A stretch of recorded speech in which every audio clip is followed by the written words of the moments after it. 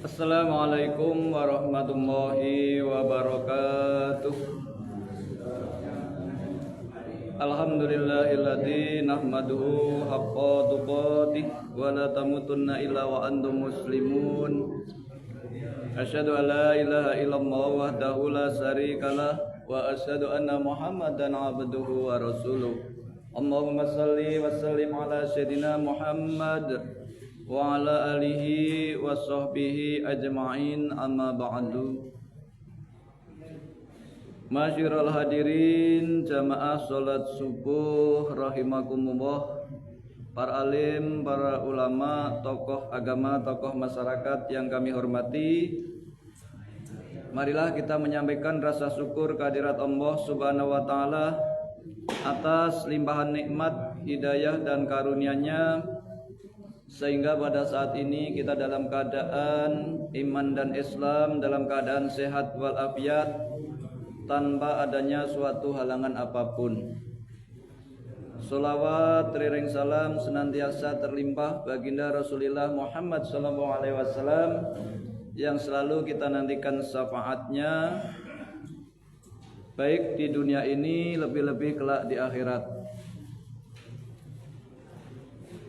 Marilah di pagi hari ini kita awali dengan niat beriktikaf berada di majelis ilmu ini, yang mudah-mudahan kita semua termasuk orang-orang yang beruntung, orang-orang yang mendapatkan berkah dan orang-orang yang diangkat derajatnya oleh Allah Subhanahu wa taala. Amin ya rabbal alamin. Allah berfirman, a'udzubillahi minasyaitonirrajim, yarfa'illahil ladzina amanu minkum walladzina utul ilma darajat. Allah akan mengangkat derajatnya orang-orang yang beriman dan berilmu pengetahuan. Beberapa derajat. Artinya kalau kita berada di dalam majelis ilmu adalah orang-orang yang memiliki ilmu pengetahuan. Dan untungnya bagi kita yang ada di dalam majelis ilmu, sama saja kita ini berada di taman-taman surganya Allah. Nah, orang-orang yang ada di taman surganya Allah inilah yang ada harapan untuk masuk ke dalam surganya Allah. Dan juga orang-orang yang berada di dalam majelis ilmu adalah termasuk orang-orang yang pilihan. Karena ini termasuk orang-orang yang sedang berjihad. Pada zaman dulu, ketika zaman perang, zamannya Nabi, semua orang berangkat untuk menunaikan tugasnya jihad fisabilillah, berperang membela agama Allah. Namun Nabi perintahkan sebagian hendaknya ada yang pulang untuk menuju majelis ilmu. Kedudukannya orang yang angkat senjata di medan perang dengan orang yang membawa pena, membawa buku, duduk di majelis ilmu sama-sama berjihad. Keuntungannya orang yang berjihad itu apa? Orang yang berjihad kalau sukses, kalau menang akan mendapatkan kejayaan. Yang berperang akan mendapatkan rampasan perang. Nah, orang yang menuju ke majelis ilmu juga berjihad. Ketika dia memahami akan ilmu yang dia ajar, yang dia pelajari, maka dia akan lebih dimuliakan dari orang-orang pada umumnya. Dan jika dia gagal dalam jihad, mati dalam peperangan, orang-orang yang jihad tadi akan tergolong orang yang syahid. Begitupun orang-orang yang ada di majelis ilmu, tiba-tiba kok kena angin duduk, masuk angin, meninggal, atau di perjalanan kecelakaan karena yang menuntut ilmunya jauh, maka juga tergolong orang-orang yang mati dalam keadaan syahid. Tetapi ini tidak banyak orang yang memahaminya, sehingga menuntut ilmu itu dianggap pelajaran anak kecil. Anak-anak yang ke sekolah, playgroup, ke TK, TPA, sekolah madrasah atau ke SD, SMP, SMA, dikira menuntut ilmu itu tugasnya anak kecil, orang-orang muda. Bukan. Perintah Nabi jelas, Thalabul ilmi faridatun ala kulli muslimin wal muslimatin minal mahdi ilal lahdi. Menuntut ilmu adalah kewajiban dari seorang muslim maupun muslimah, laki-laki atau perempuan maksudnya, dari lahir sampai menjelang masuk ke liang lahat. Karena orang belum bisa dikatakan sukses yang sempurna meskipun sudah memiliki pangkat tertinggi di dunia ini, sudah memiliki jabatan tertinggi di dunia ini, memiliki harta terbanyak di muka bumi, memiliki kendaraan, rumah tingkat, istri banyak yang cantik, belum bisa dipandang sukses. Orang yang dipandang sukses ketika dia beriman, bersahadat, dan iman sahadatnya bisa dibawa sampai akhir hayat. Orang dikatakan sukses ketika akhir hayatnya husnul khotimah. Karena apa artinya kita memiliki pangkat derajat yang tinggi ketika menghadapi husnul khotimah gagal? Percuma, meskipun presiden, meskipun orang yang terkaya di dunia ini, ketika menghadapi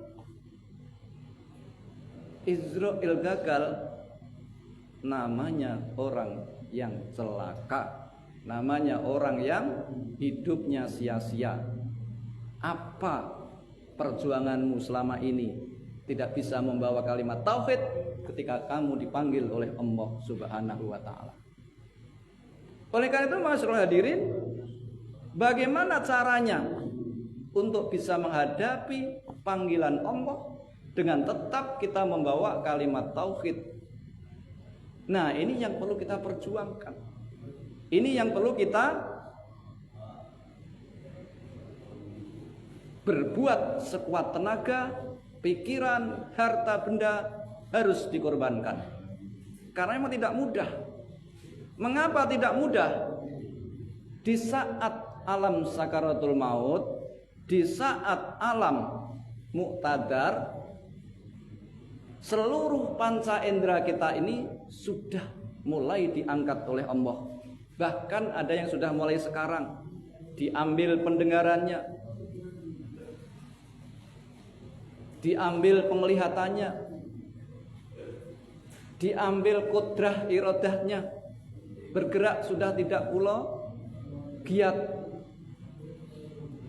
pendengaran sudah mulai berkurang, kalam sudah tidak fasih lagi, sudah mulai. Dan pada saat alam sakaratul maut habis, yang ada tinggal dua, hayat dan ilmu. Hidup yang masih ada, ruh yang masih ada, dan ilmu. Kalau orang itu mencari ilmu. Kalau ilmunya yang dicari untuk nyopir, kalau yang dicari untuk mencari urusan dunia, juga tidak ada gunanya di saat alam sakaratul maut. Tapi ilmu menghadapi kematian, itulah yang akan berguna. Dan ini orang kadang mengesampingkan, seolah-olah mati itu tidak akan terjadi. Kita akan hidup 1000 tahun lagi, atau akan hidup selamanya. Berbagai bidang ilmu dipelajari, tapi ilmu menghadapi eksekusi Israel tidak pernah ia pikirkan. Ini kadang kita terlena, betul-betul kadang terlena. Sehingga di saat hari H datang, adanya penyesalan. Penyesalan di akhir tiada guna. Menangis, meronta-ronta, menjerit-jerit. Nah, ini yang tidak kita harapkan. Orang-orang yang berada di majelis ilmu ini sangat beruntung. Andai kata ajal berada di dalam lingkungan, di saat kita berjihad, kita tergolong syahid. Orang yang syahid adalah orang yang husnul khotimah, kalau itu syahid akhirat. Nah, ini keberuntungan kita. Jadi kalau kita menyisihkan waktu sedikit, mengorbankan harta sedikit, mengorbankan tenaga dan pikiran untuk berada di majelis ilmu, Jangan sampai sungkan, jangan sampai malu-malu, jangan sampai lesu aras-arasan. Karena ini sesuatu yang paling berharga bagi kita dalam mempertahankan keimanan dan ketauhidan kita sampai akhir hayat. Kita tidak tahu apakah nanti pasti bisa membawa kalimat tauhid ini. Tidak tahu. Harus kita latih, harus kita pelajari, dan kita harus berjuang terus. Kalau kita berjuang, kita niati sampai akhir hayat, sampai pada detik hari hanya datang, ilmu belum bisa kita kuasai tentang menghadapi Israel tadi, kita berada dalam sahid. Artinya dimanapun ada majelis, di situ kita suka. Di mana ada pengajian yang membahas tentang Allah, yang membahas tentang agama Allah, kita harus senang. Syukur-syukur bisa datang, syukur-syukur bisa ikut mengamalkannya. Inilah masalah hadirin sebagai motivasi bagi kita semua, keberuntungan kelebihan kita yang bisa meluangkan waktu sedikit. Kalau bisa banyak. Mengapa program kuliah subuh digalakkan oleh pemerintah?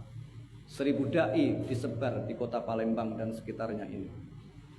Adalah untuk membentuk manusia-manusia yang berkarakter, memiliki iman yang berkarakter, beragama yang berkarakter, kehidupan yang memiliki pedoman.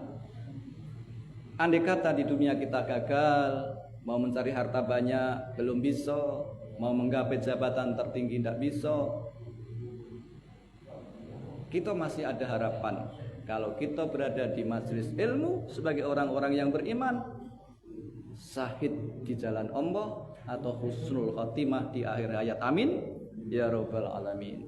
Masalah hadirin jamaah kuliah subuh yang dimuliakan Allah, sesuai dengan selebes yang disampaikan oleh pemerintah kota pada saat ini, para dai dan daiyah dianjurkan untuk menyampaikan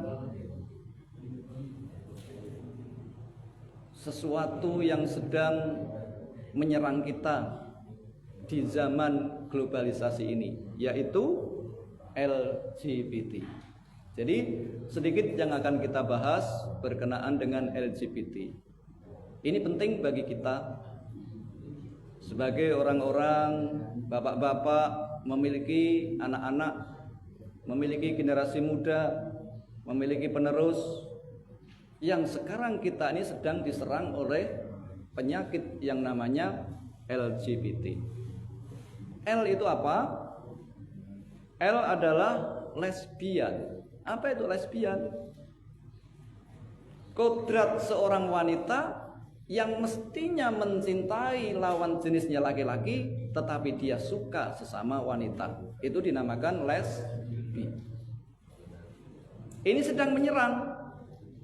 Menyerang bukan budayanya saja, tetapi bahkan sedang didemokan oleh kaum di muka bumi ini agar naluri lesbi ini sebagai bagian dari hak asasi. Kalau LGBT sebagai hak asasi, artinya nantinya kehidupan lesbi akan terlindungi. Nah, kalau terlindungi akan menyebar, akan menjamur. Nah, bahayanya bagi kita umat Islam yang memiliki generasi muda apalagi akan terancam. Orang sudah muak yang namanya jatuh cinta lain pasangan, jatuh cinta lain jenis. Dia lebih mencintai dan lebih bangga dengan sejenis. Nah, itu yang harus kita sadari dan kita pahami.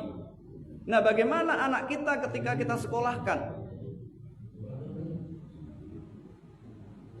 Kadang kita bermaksud baik menyekolahkan anak kita di pesantren, jauh dari kita, dititipkan di asrama.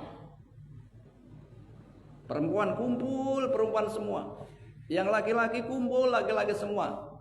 Aman pikiran kita. Justru kebiasaan sering bergaul sesama jenis, laki-laki dengan laki-laki, perempuan dengan perempuan, terkadang menghilangkan naluri cintanya kepada lawan jenis. Yang laki-laki suka sesama laki-laki, adik tingkatnya, tidur bersama, saling tolong menolong, pijit-pijitan. Ini akan mulai terjadi. Sementara undang-undang nanti akan membebaskan bahwa itu bagian dari hak asasi. Nah, kita umat Islam harus waspada ini. Dulu kita nyaman, anak kita ada di pesantren, perempuan sesama perempuan, tidak mungkin akan diperkosa laki-laki. Ternyata malah saling perkosa di antara perempuan itu sendiri. Nah ini. Kemudian G, L, G. G itu apa? Gay. Gay itu laki-laki menyukai laki-laki. Nah itu sama. Seperti zaman Nabi Lut. Ya, Lot dulu diutus untuk mendakwakan Islam dan memberitahu kepada orang-orang yang mengalami penyimpangan seksual. Ketika Nabi Lut didatangi malaikat yang cakep karena melihat kaumnya sudah rusak, laki-laki menyukai laki-laki, Lot didatangi seorang laki-laki yang cakep. Tetangganya, umatnya mengintip, wah Lut punya tamu yang cakep seperti laki-laki dari surga. Ngiler semua tetangganya datang mengintip ke rumah Nabi Lut. Tidak tahu bahwa yang datang tadi adalah malaikat Jibril yang memberikan informasi kepada Nabi Lut bahwa buminya Nabi Lut akan dibalik. Sementara orang tadi malah mengganggu, menggoda tamunya Nabi itu, dikirai laki-laki yang cakep. Yang akhirnya apa yang terjadi? Nah ini adalah perbuatan yang sudah melampaui batas, sehingga kenalah azab umat Nabi Lut itu. Artinya apa? Perempuan menyukai perempuan, laki-laki menyukai laki-laki, itu adalah pekerjaan yang di luar batas. Pekerjaan yang sudah sangat keterlaluan, menjijikkan, dan harus segera diberikan hukuman. Hukumannya tidak nunggu nanti di akhirat, kadang di dunia. Didatangkan penyakit, didatangkan ujian. Nah oleh karena itu masyaallah hadirin, alangkah baiknya kita waspada dari sekarang, dan kita termasuk orang-orang yang menolak dan menentang bahwa umat Islam tidak menyetujui kalau perbuatan LGBT, lesbi, gay, bisek, ya. Nah bisek itu apa? Laki-laki yang bisa dipakai kiri kanan, sesama laki-laki mau dengan perempuan mau, itu bisek, memiliki kemampuan seksual dua. Laki-laki melihat laki-laki cakep tertarik, laki-laki melihat perempuan cantik tertarik. Jadi kiri kanan oke. Ini namanya bisek. Itu juga tidak baik dan dilarang. Nah kita termasuk orang-orang, jangan sampai LGBT ini termasuk bagian dari hak asasi manusia yang digembor-gemborkan oleh dunia barat. Itu adalah hak asasi, kamu tidak bisa melarangnya. Kalau dia dianugerahi cinta sesama jenis, bagaimana kamu ingin melarangnya? Itu kan hak asasi mereka. Nah ini faham inilah yang kita harus menyadari bahwa di kemudian hari bisa jadi itu menyerang kita. Bagaimana tidak anak-anak kita ada di kamar tapi dia sudah sampai ke Los Angeles. Dia ada di rumah, kenyataannya dia sudah berkeliling dunia. Nah ini makanya pemerintah Palembang Darussalam mengajak agar masyarakat Palembang waspada. Meskipun sudah menyekolahkan anaknya masuk pesantren, lembaga pendidikan Islam, dikumpulkan sesama laki-laki, yang perempuan dikumpulkan sesama perempuan, ternyata dampak bahayanya tidak kalah dahsyat. Banyak di antara mereka yang dibuat demikian tadi mestinya bagus ya, ternyata justru menjadikan penyimpangan. Tidak semuanya menjadikan itu, tapi ada efek-efek yang di sini. Nah, karena itu masalah hadirin, kalau kita melihat, kita jelas dalam surat Al-Isra ayat 80-81, A'udzubillahi minasyaitonirrajim wa lutan idh qala liqaumihi atattunal fahisah ma sabaqakum biha min ahadin minal alamin. Nabi Lut diutus kepada kaum yang sedang berbuat asusila. Untuk apa? Untuk mengingatkan, tetapi justru Lut malah ditantang. Karena itu orang-orang itu sungguh sudah melampaui batas. Innakum la ta'tuna rijala sahwata min duni nisa bal antum qaumum musrifun. Nah, orang-orang itu orang-orang yang zalim. Mereka laki-laki bersahwat sesama laki-laki. Fitrah manusia sebagaimana yang disebutkan dalam Al-Quran, an khalaqalakum azwaja litaskunu ilaiha mawaddatan wa rahmah. Ayat yang sering dibaca dalam resepsi pernikahan. Allah menganugerahkan cinta dan menganugerahkan seorang manusia berpasang-pasangan di dunia ini, laki-laki berpasangan dan perempuan. Itu fitrahnya manusia, aslinya demikian. Supaya apa mereka dipasang-pasangkan demikian? Litaskunu ilaiha, supaya ada ketenangan, mawaddah, rasa cinta, warahmah dan kasih sayang. Dia bisa menua bersama, membangun rumah tangga, menciptakan cinta kasih dan sayang. Ini adalah fitrah manusia. Sehingga masyarul hadirin, manakala kita memiliki putra dan putri yang sudah waktunya bertemu jodoh, tugas kita hakul walad ala walidihi ayyuhsina ismahu wa yu'allimuhu bil adab wa yuzawwijuhu idza atroka. Kita punya anak, kita kasih nama yang baik.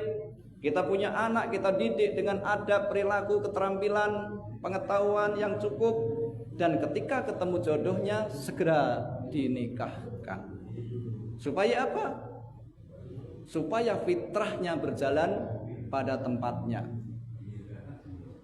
An khalaqalakum azwaja litaskunu ilaiha mawaddatan wa rahmah. Nah, kalau itu memang pada fitrahnya, anak kita laki-laki punya teman perempuan, memang fitrahnya dia mencintai. Tugas kita orang tua bukan menghalang-halangi dan melarang, tapi menyarankan agar dilakukan melalui jalan yang benar, yaitu yang namanya nikah.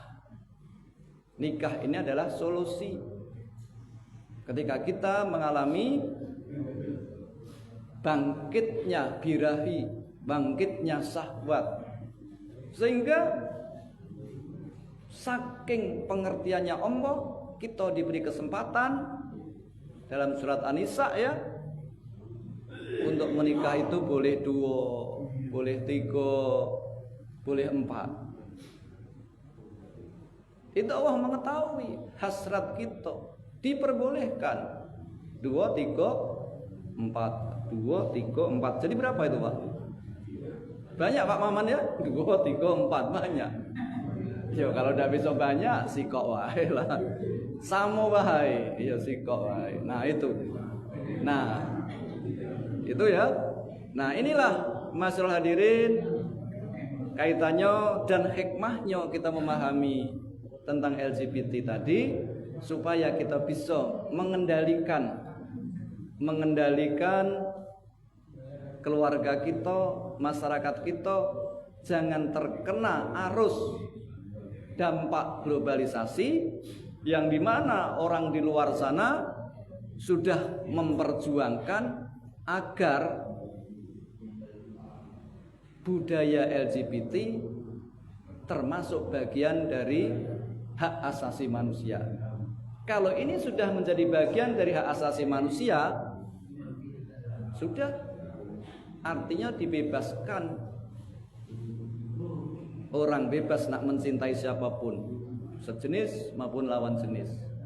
Yang laki-laki dengan laki-laki, perempuan dengan perempuan, atau sebaliknya itu dibebaskan. Nah, ini mudah-mudahan kita termasuk orang-orang yang menentang, dan kita menjalankan tugas menjaga fitrah kita sebagai manusia. Seorang laki-laki mencintai pasangannya, yaitu perempuan, yang perempuan mencintai laki-laki. Cuma kita punya tugas menyarankan agar dijalankan di jalan yang benar, yaitu melalui akad nikah. Mudah-mudahan kita semua sedikit kilasan di pagi hari ini menjadikan tambahan pengetahuan bagi kita bersama. Kita belajar bersama dari dulu zaman Nabi Lut sudah dicontohkan. Jadi ada surat Al-A'raf 80, 81, surat Hud 82, 83 sebagai acuan dan pedomannya, nanti bisa dibaca kembali. Mungkin itu saja kita akhiri. Kalau ada lebihnya dan kurangnya mohon maaf. Billahi sabil haq. Akhirul kalam. Wassalamualaikum warahmatullahi wabarakatuh.